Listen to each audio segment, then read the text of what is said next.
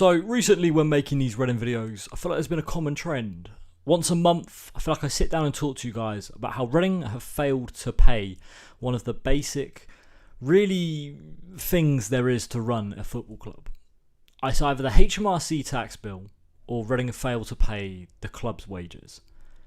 Now today it was announced that Reading once again have failed to pay their HMRC tax bill, and it's absolutely ridiculous. Yet again, Reading have failed to pay their taxes, and this has been an issue now since June, where we were served a winding up petition, and Dai Young is just doing absolutely everything he can to kill his third football club. Now, the man is a parasite, and he just needs to be ridden.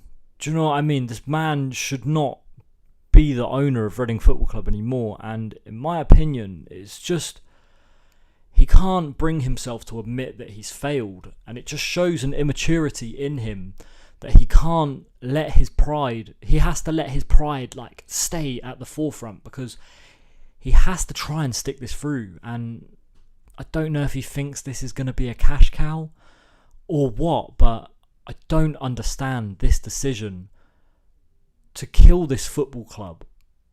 And he's been doing this for 6 years. In 2017, Dai Young took over Reading Football Club, and since then 16 points have been deducted from the club, and there's going to be more. We all know there's going to be more, especially with Friday coming up, and the rumour is that Reading aren't able to pay the players' wages. James Earnshaw, who I would trust quite highly in regards to Reading news, has said that the players haven't heard anything in regards to that just yet, where they've been told they're not going to get paid. Whereas Darren Whitcup, who can get one in every 3 news stories for Reading correct, he has said that the players have been told they're only partially going to get paid, and the under-21s aren't getting paid at all.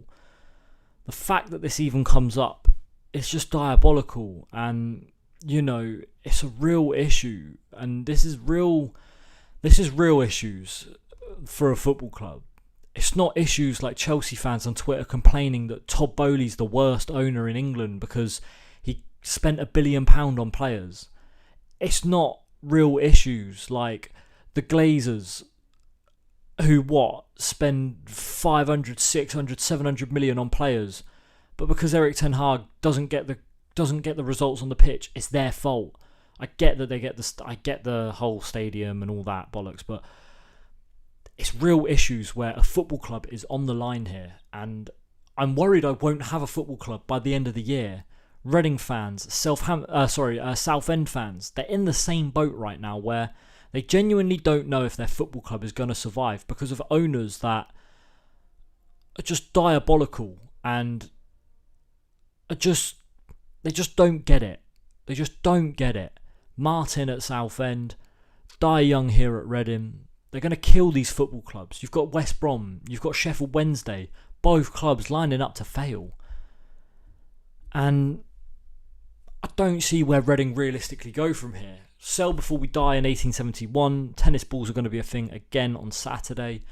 And dressing in black, because it's going to be Reading's funeral if he doesn't go, is what's going to happen Saturday. But is tennis balls the right decision?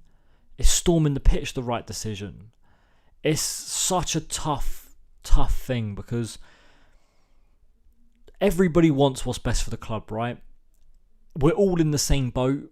People might disagree on types of protests and types of ways to try and get Dai Young out, but we're all in the same boat, and that's the important aspect of it, is we've all got to remember that we're all trying to get the same end goal. And right now, it's such a difficult time to be a Reading fan, and it's depressing. It really is, because Reading have followed the same cycle now for the last 2 months, 3 months. We win a game, belief is back. We lose an away game, then stories come out about tax bills not being paid or wages might not be able to be paid, and then there's a depressing theme around the club, and then we win again. And then we lose. And then the belief is back, and then we lose. And then the same story happens again. And It really is a hard time. It truly is. And, you know, it's all down to one man. It's all down to the immaturity of Dai Young. And if he's not got the cash flow, he needs to go. I know he keeps talking about investors, but who would want to invest right now? Who would want to put money in and get no returns? I just don't see how it's a possibility that this man is going to be in charge of this football club by the end of the season. And if he is, I don't see there being a football club. I truly don't see it being a football club anymore. I think administration will be something we see this season. I think it's Reading's only way out of this. He's too stubborn to think about selling, and it's hard and it's sad, and I feel like it's a common trend. I feel like I do this little video once a month where it's sad that Reading once again are in the same boat.